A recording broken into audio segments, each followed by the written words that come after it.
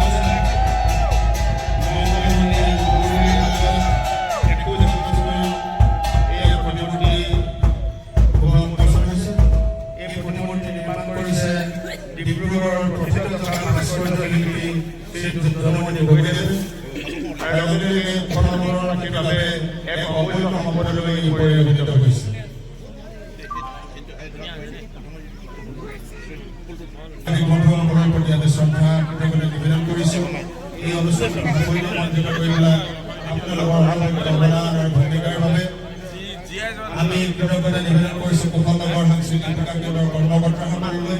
তেখেতসকলে মাহজোৰা পৰিশ্ৰম বৰ্ষজোৰা চিন্তাৰ পৰিকল্পনাৰ অন্তৰত এই কাৰ্য আজি সমাধা হৈছে আৰু এই কাৰ্যৰ বাস্তৱিক ৰূপ পাইছে। এই পুষ্পাঞ্জলি নিবেদন কৰিছে আমাৰ বিষয়ববীয়াসকলে।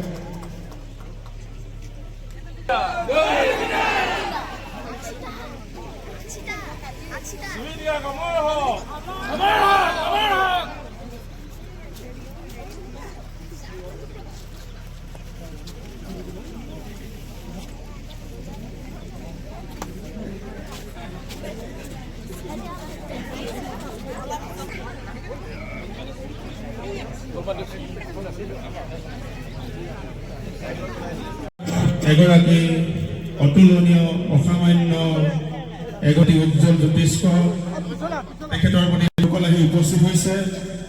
সন্মানীয় বিশিষ্ট ব্যক্তিসকল আহি উপস্থিত হৈছে। আমি সকলোকে স্বাগতম কৰিছোঁ।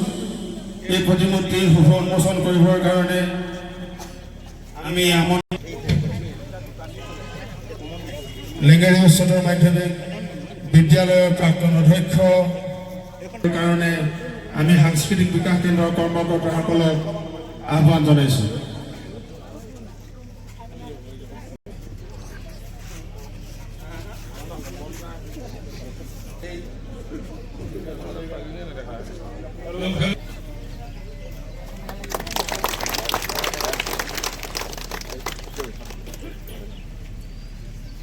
এখন চেলেগুৰিও তেখেতক আদৰণি জনাইছে।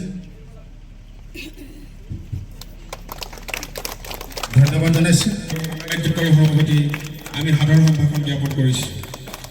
আমাৰ মাজত উপস্থিত আছে অসমৰ এগৰাকী জনপ্ৰিয় কণ্ঠশিল্পী মাধৱ ৰঞ্জন।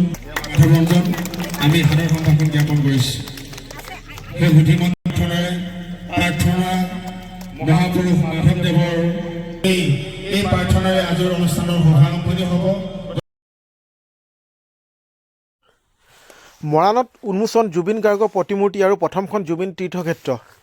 অসমীয়া সংগীত জগতৰ জনপ্ৰিয় কণ্ঠশিল্পী জুবিন গাৰ্গৰ প্ৰতি শ্ৰদ্ধা আৰু ভালপোৱা প্ৰকাশ কৰি মৰাণত আজি উন্মোচন কৰা হয় জুবিন গাৰ্গৰ প্ৰতিমূৰ্তি আৰু প্ৰথমখন জুবিন তীৰ্থক্ষেত্ৰ। মৰাণ কুশলনগৰৰ সংস্কৃতি বিকাশ কেন্দ্ৰৰ উদ্যোগত আৰু মৰাণবাসীৰ সহযোগত মৰাণ কুশলনগৰত আজি ফিতা কাটি আনুষ্ঠানিকভাৱে শুভাৰম্ভ কৰা হয় জুবিন গাৰ্গৰ প্ৰতিমূৰ্তি আৰু প্ৰথম জুবিন তীৰ্থক্ষেত্ৰ। উন্মোচনী অনুষ্ঠানত মুখ্য অতিথি হিচাপে উপস্থিত থাকি লেঙেৰী উচ্চতৰ মাধ্যমিক বিদ্যালয়ৰ প্ৰাক্তন অধ্যক্ষ কুলধৰ সোণোৱাল। হিয়াৰ আমঠু জুবিন গাৰ্গৰ প্ৰতিমূৰ্তিৰ সন্মুখত শতাধিক গুণমুগ্ধ ৰাইজে শ্ৰদ্ধাঞ্জলি জ্ঞাপন কৰে। অনুষ্ঠানত উপস্থিত থাকে কণ্ঠশিল্পী কুসুম কৈলাশ, মাধৱ ৰঞ্জনকে প্ৰমুখ কৰি বহু বিশিষ্ট ব্যক্তি আৰু শিল্পী। এই উপলক্ষে আয়োজন কৰা সাংস্কৃতিক অনুষ্ঠানত স্থানীয় আৰু বিশিষ্ট শিল্পীসকলে গীত নৃত্য প্ৰদৰ্শনেৰে অনুষ্ঠানটিক জাক জমকাই কৰি তোলে। বিকাশ কেন্দ্ৰৰ কাৰ্যকৰী সভাপতি সুখকান্ত বৰাই আদৰণি ভাষণ প্ৰদান কৰে আৰু তাৰ পাছতে সমূহীয়া শ্ৰদ্ধাঞ্জলি জ্ঞাপন কৰা হয়।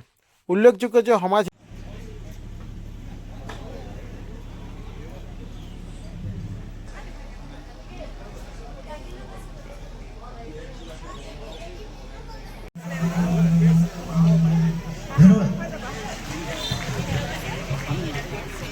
ঋতুৰাজ বৰবুকলৈ ধন্যবাদ জ্ঞাপন কৰিছোঁ।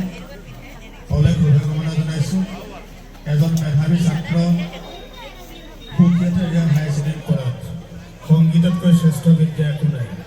সংগীত কাক কোৱা হয়?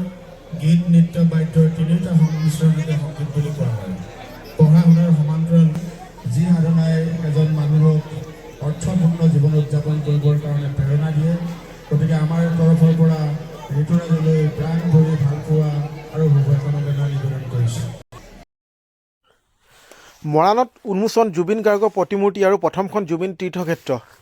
অসমীয়া সংগীত জগতৰ জনপ্ৰিয় কণ্ঠশিল্পী জুবিন গাৰ্গৰ প্ৰতি শ্ৰদ্ধা আৰু ভালপোৱা প্ৰকাশ কৰি মৰাণত আজি উন্মোচন কৰা হয় জুবিন গাৰ্গৰ প্ৰতিমূৰ্তি আৰু প্ৰথমখন জুবিন তীৰ্থক্ষেত্ৰ। মৰাণ কুশল নগৰৰ সংস্কৃতি বিকাশ কেন্দ্ৰৰ উদ্যোগত আৰু মৰাণবাসীৰ সহযোগত মৰাণ কুশল নগৰত আজি ফিতা কাটি আনুষ্ঠানিকভাৱে শুভাৰম্ভ কৰা হয় জুবিন গাৰ্গৰ প্ৰতিমূৰ্তি আৰু প্ৰথম জুবিন তীৰ্থক্ষেত্ৰ। উন্মোচনী অনুষ্ঠানত মুখ্য অতিথি হিচাপে উপস্থিত থাকি লেঙেৰী উচ্চতৰ মাধ্যমিক বিদ্যালয়ৰ প্ৰাক্তন অধ্যক্ষ কুলধৰ সোণোৱাল। হিয়াৰ আমঠু জুবিন গাৰ্গৰ প্ৰতিমূৰ্তিৰ সন্মুখত শতাধিক গুণমুগ্ধ ৰাইজে শ্ৰদ্ধাঞ্জলি জ্ঞাপন কৰে। অনুষ্ঠানত উপস্থিত থাকে কণ্ঠশিল্পী কুসুম কৈলাশ, মাধৱ ৰঞ্জনকে প্ৰমুখ কৰি বহু বিশিষ্ট ব্যক্তি আৰু শিল্পী। এই উপলক্ষে আয়োজন কৰা সাংস্কৃতিক অনুষ্ঠানত স্থানীয় আৰু বিশিষ্ট শিল্পীসকলে গীত নৃত্য প্ৰদৰ্শনেৰে অনুষ্ঠানটিক জাক জমকাই কৰি তোলে।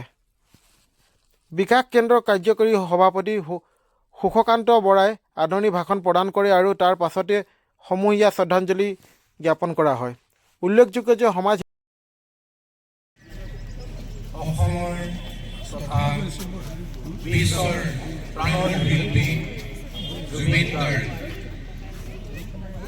এই জুবিন গাৰ্গৰ স্মৃতিক আমি চিৰস্মৰণীয় কৰিবৰ বাবে আমি সদৌতি কুশল নগৰবাসী ৰাইজৰ উপস্থিতিত, সদৌতি কুশল নগৰবাসী ৰাইজৰ সহযোগত ভাৰতবৰ্ষৰ বিভিন্ন ঠাইৰ কুশল নগৰৰ পৰা যোৱা যিসকল ব্যক্তি তেখেতসকলৰ সহযোগত বিভিন্ন ভাষা ভাষী বিভিন্ন ধৰ্মৰ সকলোৰে সহযোগত আমি এটি পূৰ্ণাংগ প্ৰতিমূৰ্তি ইয়াতে স্থাপন কৰিছোঁ।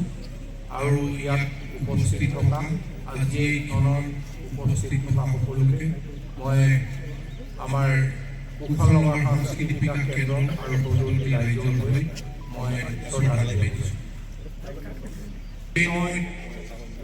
তেখেতৰ সৃষ্টিৰাজি গুৱাই থৈ গৈছিলে অসমবাসীৰ হিয়াৰ মানুহে, আৰু সেই হিয়াৰ মানুহৰে এটি ক্ষুদ্ৰ আমি এই কুশল নগৰবাসীয়ে তেখেতৰ যি স্মৃতি, সেই স্মৃতিত আমি সদৌতি কুশল নগৰ বাসীৰ হৈ তেখেতক আজি সোঁৱৰিবৰ কাৰণে আমি যেন জনমে জনমে আমি যেন সদায় তেওঁক সোঁৱৰিব পাৰোঁ, তেওঁৰ স্মৃতি চিৰযুগমীয়া কৰিবৰ কাৰণে আমি চেষ্টা কৰিছোঁ।